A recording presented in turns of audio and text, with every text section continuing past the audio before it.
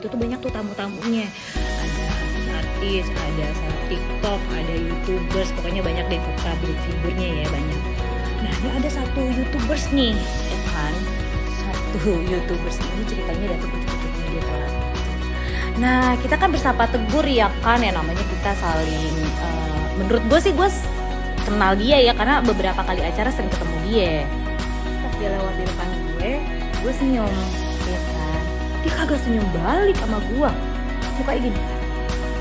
Tapi lakinya baik banget, lakinya senyum sama gue sopan gitu ya kan.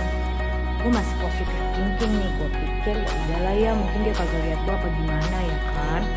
Lah ternyata dia duduk satu meja sama gue ya, satu meja bener tuh sebelah gue duduknya tuh YouTubers. Gue diem dong, terus gue senyum lagi sama dia. Senyum lah, gue namanya duduk sebelahan ya, gue senyum. Dia kagak senyum sama gue. Ada dendam apa sih dia sama gue?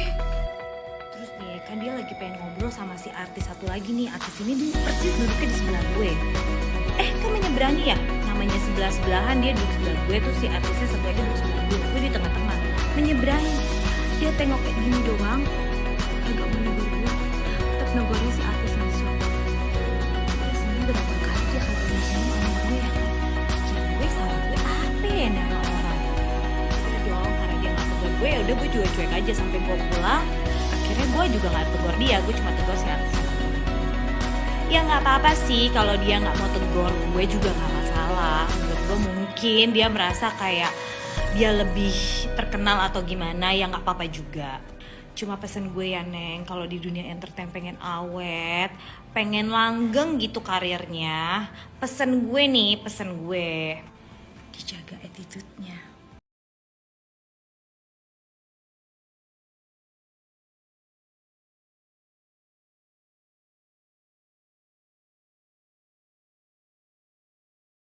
Gak ada salahnya kan tersenyum. Bunga izin stitch ya videonya, dan asli pengen ikutan ngerumpi. Tapi aku setuju banget dengan apa yang disampaikan sama Bunga. Kita tuh gak boleh sombong. Mau kamu yang bekerja di bidang entertainment seperti yang disampaikan sama Bunga tadi, gak usah sombong deh. Emang bener, ada saatnya di atas, ada saatnya di bawah. Tapi kalau misalnya kamu bekerja masih di dalam satu bidang, one day lo bisa ketemu juga gitu ya.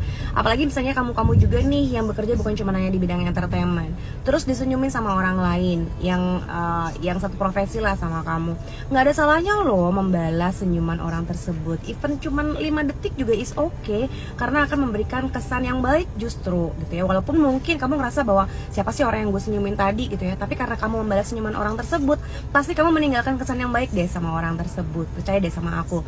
Dan kita gak akan pernah tahu loh kapan kita akan ketemu sama orang tersebut lah, yang kita pernah jutekin, atau kita gak akan pernah tahu, mungkin one day kita akan butuh bantuan orang. Bunga Zainal menjadi pusat pemberitaan usai melempar sentilan kecil mengarah pada seorang YouTuber. Tanpa menyebut nama, warganet bak detektif menemukan arah dari pencarian mereka menuju satu nama, Ria Ricis. Ditambah dengan satu video ungkap sisi lain kamera yang perlihatkan secara keseluruhan apa yang terjadi selama di acara tempat Bunga Zainal dan Ricis bertemu. Lalu, bagaimana tanggapan Okky Setiana Dewi sebagai salah satu anggota keluarga?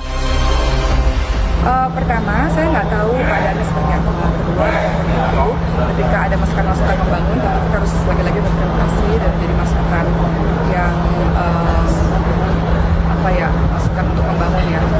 Dan berikutnya, kalau saya, karena saya mengenal Ricis, yang saya tahu dia memang introvert. Jadi kadang-kadang kalau dalam hubungan baru, kadang-kadang misalnya di keluarga sendiri lah, keluarga besar ya, kadang-kadang keluarga besar apa ya, dia bingung, kadang-kadang orang introvert tuh bingung gitu.